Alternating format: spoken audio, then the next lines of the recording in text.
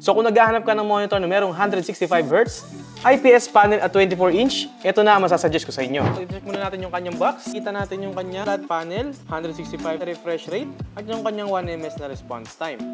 With 116% sRGB at 82% NTSC na color, no?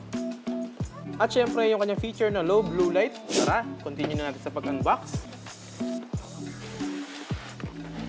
At sa loob ng box guys, makikita natin yung kanyang power adapter, libreng display port, yung kanyang V-stand, slick yung kanyang pagkakadesign, parang blender dito, no? Pero metal siya guys. Syempre yung kanyang monitor neck. At syempre yung kanyang screws at yung manual sa loob. May libre rin siyang screwdriver. Alright, so kakabit natin una is yung ating monitor neck at yung ating monitor base. So dito sa ilalim. Alright. And then yung likod guys dito, ikakabit natin yan sa may monitor mismo. So kailangan natin dito ng dalawang screw at yung pinadala nila is tatlo, no? May spare na isa.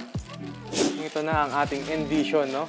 EG24S1 monitor. At come in tayo dito sa likod. Kung makikita nyo guys, mayroon siyang joystick controller dito para ma-navigate nyo yung kanyang UI or yung kanyang controls para sa monitor settings. At syempre, besa mount ready na rin tong ating monitor. 100mm ata ito or 75mm yung size niya for besa mounting. Para naman sa input guys, mayroon siyang isang HDMI port, isang display port, yung audio socket niya at syempre yung DC in power. At ayan na nga siya guys, 165Hz.